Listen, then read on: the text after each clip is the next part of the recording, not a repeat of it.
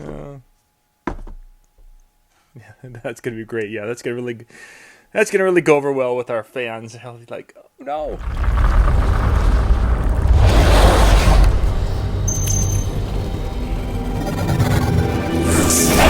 Good evening, ladies and gentlemen. It's another Tuesday night. It's another Tuesday night with Ben Stowe, and we have the man with us tonight. Good evening, Ben. Hey, John. Courtesy of 3 flights today, but I'm home. So, Woohoo! He's yeah, it's back in very long, Minnesota. long day. Yeah. No, 3 flights. He's been around the country, touring around with the Ben Stowe tour. Well, maybe it feels like that, but A little bit. ah, but it's good to have you back tonight. We're going to make a kind of a show that I've been wanting to talk about for a while. Not really in depth. For those of you like us to get really techie and geeky, that's probably not going to be tonight's show. But tonight, Ben, I one of the things, kind of a pet peeve of mine, is when I'm at shows, I'm performing, and I see people using different things to tape down chords. Usually venues are taping down chords and doing things, and they're doing it wrong. So I wanted to kind of just touch base on a topic that you know about, is gaff tape. Yeah. It is something I know a little bit about. Obviously I've been using gaff tape for a long, long time in my career, but we also recently developed our own formula and came out with our own line of gaff tape. It's not, a high fashion thing that, people get really excited about. I was just on Fifth Avenue in New York yesterday, and I don't, or I guess 2 days ago. I don't think we'll ever see gaff tape there, but maybe I didn't look hard enough. Where's the gaff tape? We do have it in several, colors. So Well, let's go back in the Ben Stowe history. When did you become aware of this thing called gaff tape, and when were you actually using it on a semi-regular basis? probably about 20 years ago.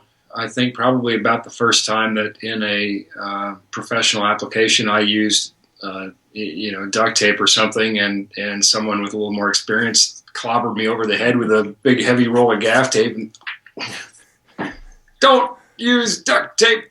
Yeah, don't. Yeah.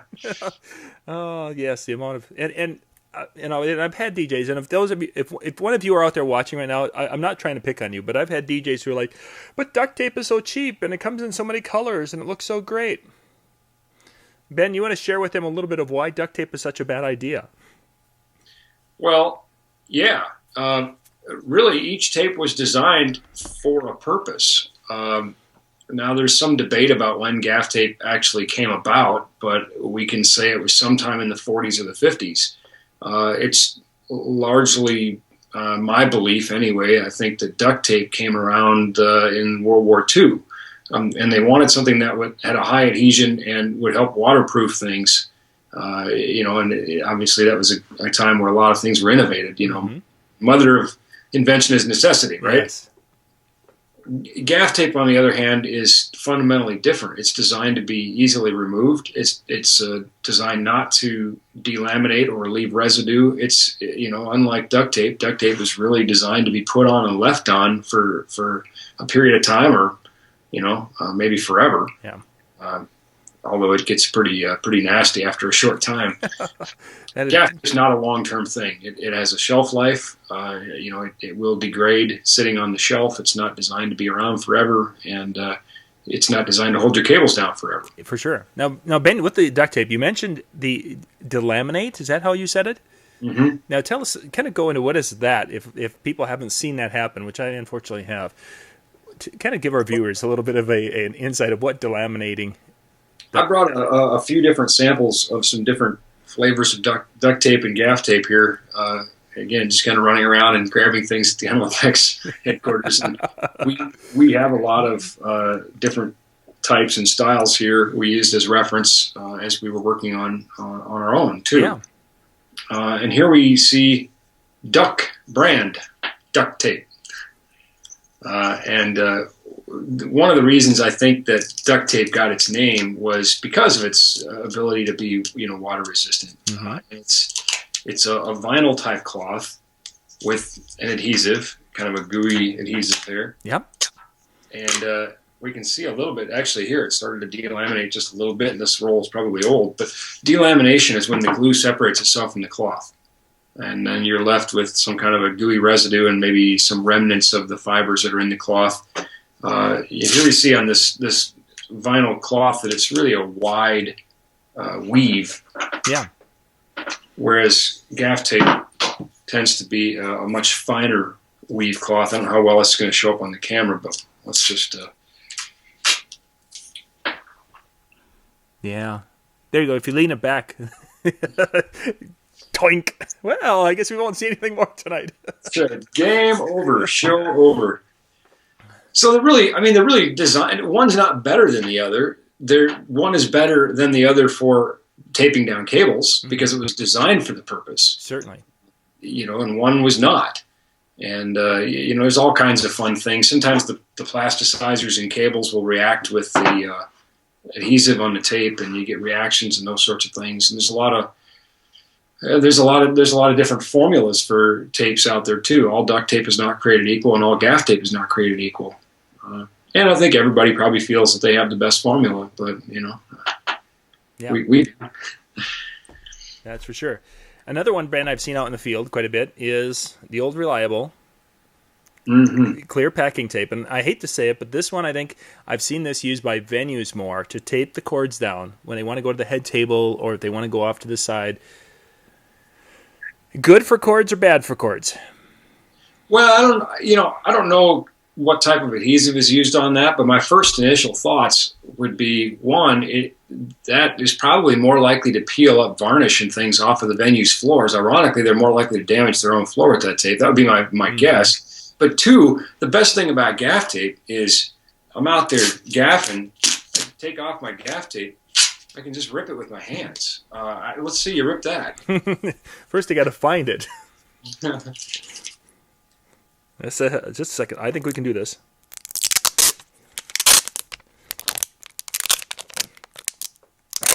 Let's see. Come on, the show is going. Let's go. Come on. You're fired. I have failed. My one test you gave me, and I failed.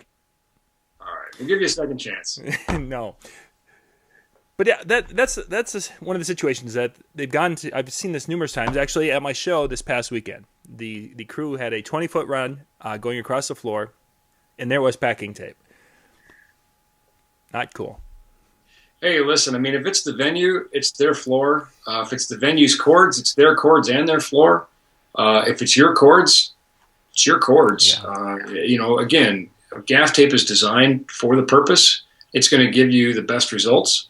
I'm not going to argue with the DJs that want to use duct tape, though. That's their prerogative. That's their right. You may have an issue with your cords. You may have an issue with the venue. At least now you're informed. But there is a tape that's out there designed specifically for this purpose. That was the reason for gaff tape. In fact, it borrows its name from a film industry term. The gaffer, a lighting person. So. Mm-hmm. Kind of tells you this tape was for the gaffer. It's for him or her. And it comes in a variety of widths. Here we see really the big industry standard is 2-inch, and that's a trade size. And of course, this is our NLFX brand, 100% made in the U.S. Woo. Even the cardboard core, very proud of that. Nice. Chopping down trees, saving the world one by yeah. One cord at a time. So why would 2-inch is there a reason? Is 2-inch for holding the cables, or is that the most common amount of cables that can be covered by that, or? No, and of course cables come in different sizes and whatnot too. I really don't know why 2-inch is the standard. I really prefer 3-inch myself. Here's an example of 3-inch. Mm-hmm. It's got just a little bit more area to it, so if we have some cables, by the time you go over the cables and tape down, it's going to have a little bit more adhesion, a little bit more purchase on the floor. But 2-inch is kind of the standard, as it were. We make gaff tape in a variety of sizes. We make it all the way up to 6-inch, which is really quite wide. Sure. That's pretty extreme, but 2-inch is just sort of the standard. Somebody might have a better answer for that than me, but I guess they're not here right now. So. Yeah, and I see you've got a couple of different colors of tape in front of you. I do, yeah. That's another thing about it. Of course, black is really the industry standard, and I suppose it's because our cables are black and a lot of the stage surfaces are black, Marleys and that sort of thing. But we also have it in white. We have it in wood floor brown, and we also have it in a number of other colors: red, green, blue, purple, orange. We have a whole line of fluorescent gaff. That's great for identifying things quickly or marking things brightly, edges of stairs, edges of stages. I'll use thin fluorescent gaff on the outsides of my stage wedges, my monitors, so that the talent, mind you, the singer that's up there has lights in their face and whatnot, and it's a dark stage other than that. So making that stage monitor a little bit easier to see is sort of a safety thing for them. You don't want to kill too many artists in your career, so probably a good thing.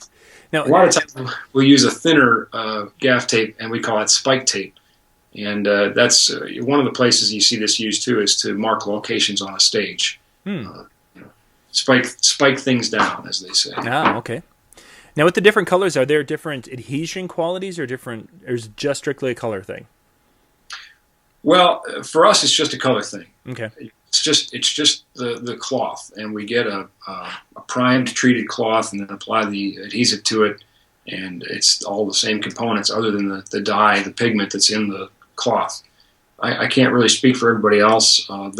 There's a lot of variety when it comes to gaff tape, though. It's amazing what a difference there is in the types of glue, the adhesive, whether it's natural rubber or a synthetic rubber or a synthetic resin or some compound, therein. The thickness, generally you're going to find between 11 to 13 mils, but there really is when you start really digging into it, there's a lot of variation. Interesting. I know, you're thinking it's just tape. Yeah, exactly. It's gaff tape. Everyone. Tape, but to some people, apparently, this is really a big deal. So. Yeah, well, and I've had situations with a couple of venues that I've gone into, and they've been very, very adamant that we couldn't tape anything down because they've experienced the bad side of it. So when you've had that, that's when all of a sudden I really, really became interested in, and I had gaff tape with me, but I didn't use it very often. But after that, I think I've gone exclusively to using that at different events. Well, I think that presents a real challenge to the buyer, too.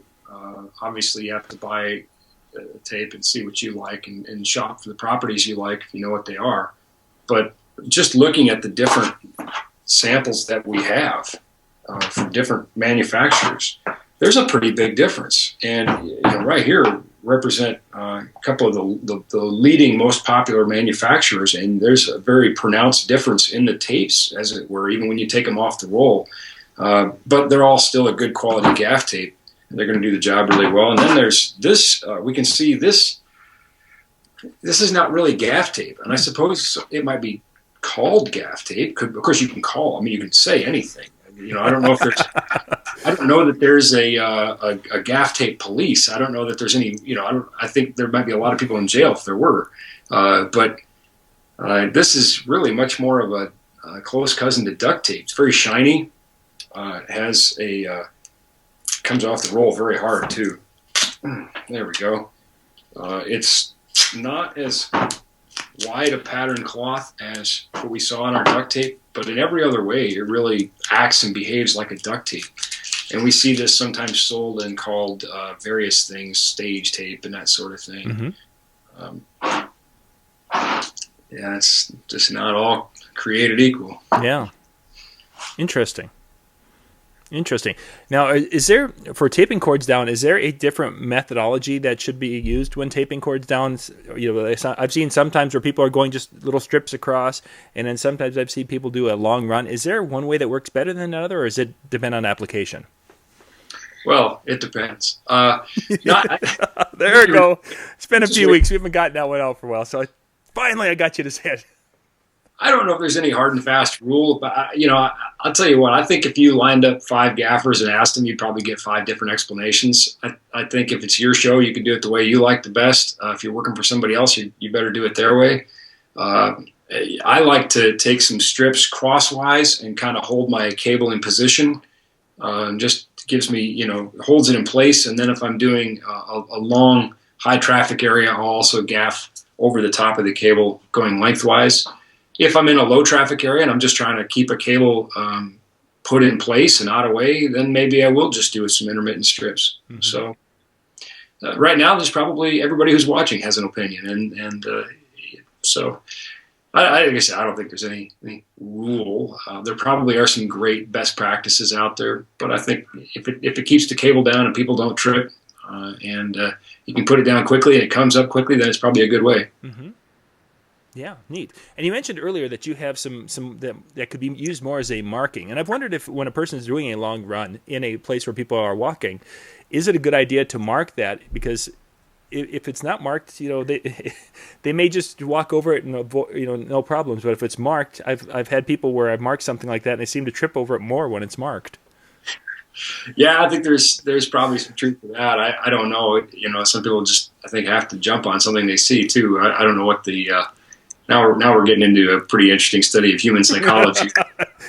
And it's the most frustrating thing. It's like, goodness, I put, and it's like, then all of a sudden that was the night that people are going to, As for whether or not you should mark it, whether or not it should be made visible, there's probably some tug of war there too. I know some operations directors and ops people, as we call them, that are really into safety, and I applaud that. Mm-hmm. I'm probably more in their camp than anything else, but at the same time, we just can't decorate the whole venue in neon yellow tape.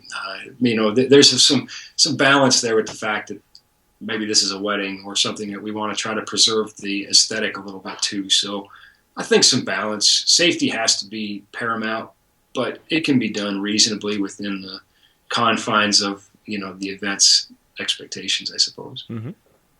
Cool. Good stuff, Ben. Now let's do the shameless plug. If people wanted to go and buy some gaff tape, stage tape, whatever, gaff tape, because they don't want to have to try to do this anymore, where could they go? Yeah, look how easy this is. Let's have a race and see who can pull some tape off. Pull some gaff tape off. Yeah, let me just easy as stairs. find that end and effortlessly. The moment everybody's been waiting for in the show. And it doesn't hurt either. Silence is golden, but our gaff tape comes in many colors. Oh, good stuff. And again, people can pop out to the website if you guys want to go and check out. I'm sure, Ben, you've got some of that on the website so they can see the array. We do. NLFXpro.com. Sweet. Good stuff, Ben. Good stuff.